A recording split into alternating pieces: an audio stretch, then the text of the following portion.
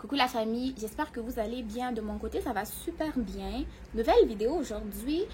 Dans cette vidéo, je vais vous parler des avantages de la résidence permanente au Canada.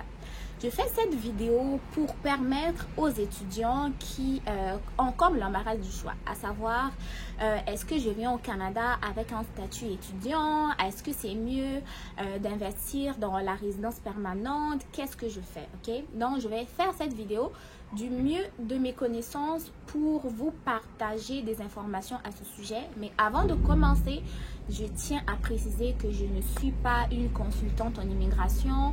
Je ne suis pas une agente aussi reliée à un cabinet d'immigration et tout. Moi, je suis passionnée du Canada, ok? Je suis un peu à l'affût de tout ce qui est procédure d'immigration, raison pour laquelle je vous partage mes connaissances, mais je ne suis pas consultante en immigration.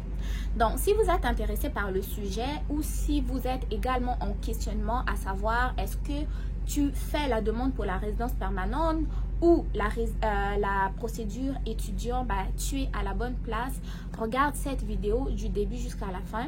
Et je tiens aussi à te préciser que j'ai sorti récemment une vidéo qui te parlait des avantages et inconvénients du permis d'études au Canada, selon moi, bien sûr. Donc, le premier avantage que vous procure la résidence permanente au Canada, c'est le fait d'être un résident permanent. Contrairement à un permis d'études qui te donne un titre de résident temporaire. Résident temporaire, ça veut dire que tu restes au Canada pour une certaine durée. Si tu viens pour une formation de 3 ans, tu vas rester au Canada pendant 3 ans.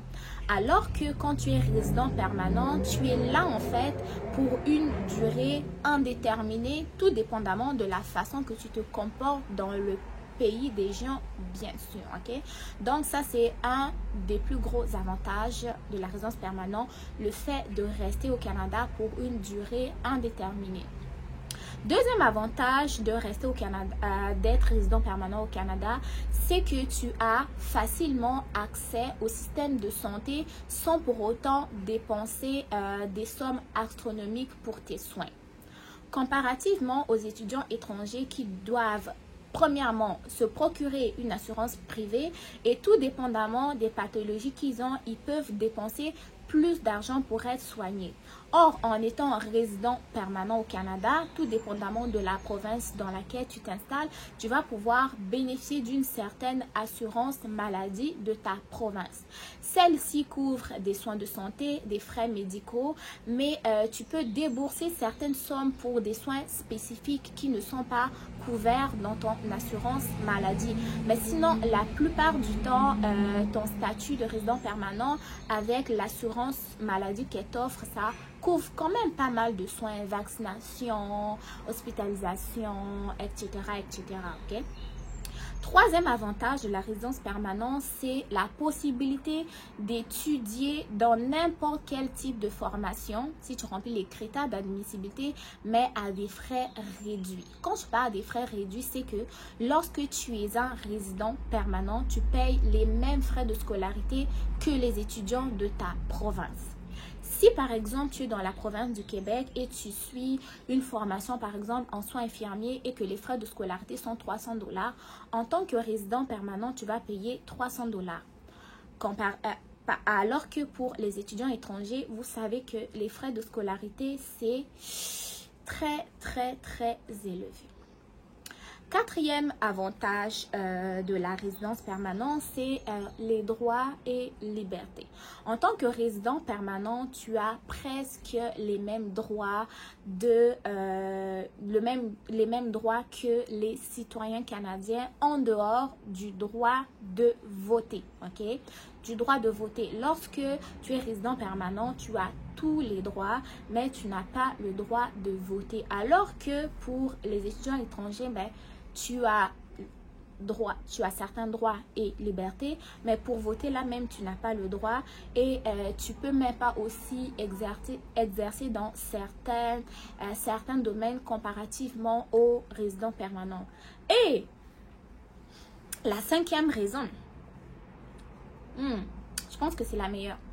La cinquième raison, c'est que en étant résident permanent au Canada, bah, c'est très facile de pouvoir obtenir la citoyenneté. En fait, la résidence permanente conduit à la citoyenneté canadienne lorsque, premièrement, tu respectes les lois et règlements du pays, tu fais tes déclarations d'impôts, tu te comportes bien en société, ben après un certain temps vécu au Canada, tu vas facilement commencer tes démarches pour obtenir ta citoyenneté.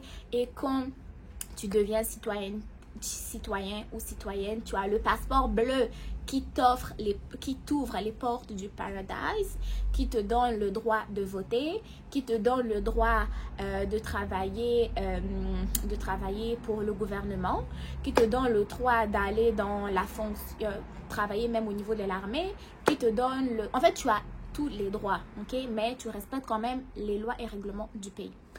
Alors que quand tu es étudiant étranger là-haut, toi-même tu connais c'est quoi tes droits. Tu ne vas pas devenir citoyen canadien tout de suite. Il faut que tu finisses d'abord ton programme d'études là, parce que c'est ça qui t'a envoyé. Tu vas trouver un emploi. Tu vas faire les démarches de la résidence permanente.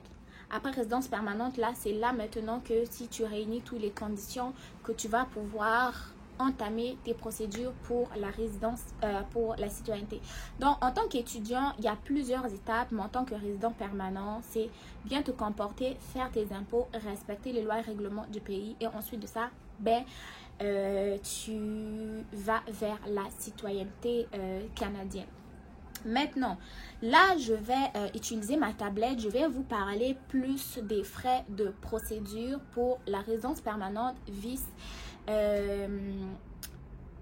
le permis d'études, ok, ou le statut d'étudiant.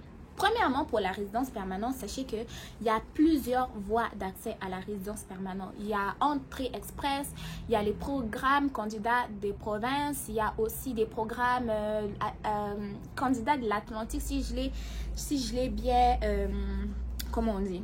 Si je l'ai bien prononcé, et a aussi le programme de l'expérience canadienne. Ok, donc il y a plusieurs moyens d'obtenir la résidence permanente, alors que pour non, il y a plusieurs programmes de résidence permanente, pardon, alors que pour le statut d'étudiant, ben la condition première c'est avoir une admission, faire les autres étapes, c'est-à-dire CAQ, données biométriques, nanana, et enfin, le permis d'études qui, lui, te permet de pouvoir rentrer, ok? Je n'ai pas cité toutes les étapes de l'obtention du permis d'études, mais vous les connaissez déjà si vous êtes abonné sur ma chaîne depuis un moment, ok? Donc, pour la résidence permanente, il y a plusieurs programmes. Entrée Express, programme candidat des provinces, programme de l'expérience canadienne et j'en passe, ok? Donc, chaque programme a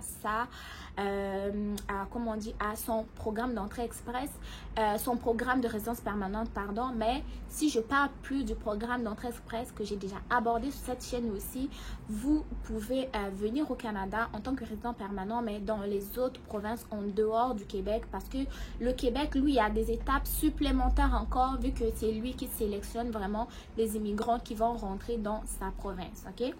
Maintenant, si nous allons au niveau des frais de procédure pour les frais de traitement, dernièrement, les frais pour une personne, ils vont s'élever autour de 1325 $ avec les frais de résidence de 500 $ environ. Ok, ça c'est aux dernières nouvelles, mais vous savez que IRCC met à jour plus souvent les frais parce que ça change, ok? Le montant n'est jamais fixe pendant 1 an, 2 ans, 3 ans, 4 ans, ça change assez régulièrement. Donc moi je vous donne vraiment une estimation, mais ça se pourrait que même le moment où j'aurai posté la vidéo là, les frais auront changé. Alors que pour le permis d'études ou le statut d'étudiant, les frais de traitement vont être différents. Pourquoi? Parce que tu vas avoir les frais d'admission, tu vas avoir les frais de CAQ si tu viens au Québec. Pour les autres provinces, tu n'en as pas besoin. Tu vas avoir les frais de données biométriques. S'il faut que tu fasses la visite médicale aussi, il y aura quelques frais que tu vas aller dépenser là-bas. Ensuite, il faut que tu payes les frais de traitement du permis d'études également. Donc, les frais vont être un peu plus élevés aussi au niveau du permis d'études que au niveau des frais de traitement. J'ai dit frais de traitement pour la résidence permanente. Mais sinon, les deux, que ce soit résidence permanente ou statut d'étudiant, tu vas devoir avoir une preuve de capacité financière qui va te démontrer que même en venant comme résident permanent ou en venant comme étudiant, tu vas être capable de te prendre en charge. OK? Si nous parlons des frais, parce que j'aimerais insister sur les frais de données biométriques, pour le moment, pour ce qui concerne la résidence permanente et concerne le statut d'étudiant, les frais s'élèvent autour de 85 $. OK? Puis, ça se pourrait qu'au moment où j'aurai publié la vidéo aussi, les frais ont changé, mais je vais vous mettre en bas de description d'information le lien qui est souvent actualisé pour que vous puissiez aller voir un peu à combien les frais s'élèvent. Demande de résidence permanente, visa visiteur, visa étudiant, frais de données biométriques, etc. OK? Donc, d'une façon générale, je vous ai présenté un peu une petite comparaison entre les avantages du statut de résident permanent et celui d'étudiant pour vous permettre un peu de pouvoir faire votre choix. Et dernière chose que je voulais aborder également, c'est la patience. Pourquoi la patience? Parce que sur Internet, ils vont dire que « Ah, mais moi, j'ai eu mon statut de résident permanent en 2 mois, alors que le permis d'études m'a pris 7 mois, ça m'a pris tant de mois. » OK? Donc, vous devez savoir que tout dépendamment de la procédure que vous avez introduite, tout dépendamment de votre dossier, le traitement peut différer, votre traitement à vous peut différer de celui de votre ami. Si votre ami a eu la résidence permanente en 6 mois, ça ne veut pas dire que vous aussi, vous allez l'avoir en 6 mois. Si lui, il a eu son permis d'études en 2 mois et que vous, ça a pris 9 mois et vous êtes désespéré là, ayez la patience. La patience, c'est la clé de tout. Mais sinon, pour la résidence permanente d'une façon générale, sur le site de RCC, ils disent « Ah, c'est traitement réponse en 6 mois », alors que pour le permis d'études là, ça peut être très long. Moi, ce que je vous recommande dans tous les cas, peu importe la procédure que vous allez choisir, ok, que ce soit la résidence permanente ou le permis d'études, essayez d'avoir un dossier de candidature qui est complet. Parce qu'il y a certains d'entre vous là qui viennent m'écrire sur Instagram. « Oh, mais j'avais envoyé ça, j'ai oublié d'ajouter ça. Est-ce que je vais aller ajouter, ça ne causera pas des problèmes? » Les gars, c'est pas moi qui traite les dossiers, hein. C'est pas moi qui traite les dossiers. Plus vous soumettez un dossier incomplet, plus il faut prévoir des délais supplémentaires quand même. Hein? Parce qu'ils vont commencer à évaluer votre dossier. Ah, mais le dossier est incomplet. Ah, mais finalement, il a ajouté le document. Ah, mais il n'avait pas ajouté le document. Même vous-même. Soumettez un dossier complet et ensuite de ça, soyez patient, tout dépend, peu importe la procédure que vous avez soumise. Mais la procédure qui va avoir moins de caprices, nanana, c'est finalement résidence permanente. Hein, parce que dernièrement, en 2024, avec le statut étudiant, il y a trop un peu, on dirait qu'il y a même trop de menaces un peu au niveau provincial, surtout pour le Québec. Et il y a aussi les écoles, comme je l'avais dit dans ma dernière vidéo, qui commencent à demander de payer la moitié des frais, payer ceci pour avoir l'admission. On dirait qu'ils font un peu des fiers là, alors qu'avec la résidence permanente, finalement, c'est comme ça. Soit ça passe ou ça casse. Mais alors qu'avec le permis d'études, là, on commence à aller comme ça, là. Et des fois, même les admissions, là, commencent à venir en retard. Pas des admissions, le permis d'études va venir des fois 2 mois après la rentrée scolaire. Vous mettez des étudiants dans un stress assez... je sais pas comment le dire quoi. Donc, essayez de regarder un peu de ce côté-là les autorités. Vu que vous regardez nos vidéos maintenant là, essayez d'arranger un peu de ce côté-là. Mais sinon les gars, c'est ce que j'avais à vous dire. Si vous avez aimé partager, si vous avez des commentaires, faut mettre. Si vous avez aimé encore aussi, n'oubliez pas de liker pour aider au référencement. N'oubliez pas de vous abonner, de partager la vidéo. Moi, je vous dis à très bientôt pour du nouveau contenu, quoi. Donc, la prochaine vidéo aussi va être intéressante. Et je vais commencer aussi à vous partager des vlogs pour que vous ayez une petite idée de c'est quoi la vie à Québec, qu'est-ce que j'aime pas. On va partager un peu du contenu lifestyle parce que c'est pas tous les jours on va parler de procédures. Il y a aussi la vie en dehors des procédures pour essayer de vous montrer un peu c'est quoi la vraie vie ici au Canada. Donc, si vous avez des questions et des suggestions de sujets dans les commentaires, n'oubliez pas de me suivre aussi sur mes autres réseaux, Facebook, Instagram, TikTok, c'est Alliance M Éducation partout. Si vous avez besoin d'un accompagnement, le lien de mon site internet va être dans la barre de description d'infos. N'oubliez pas de me contacter pour un accompagnement si vous en avez besoin. Prenez soin de vous, bon succès dans vos différentes démarches. On se dit à très bientôt pour une nouvelle vidéo. Bye!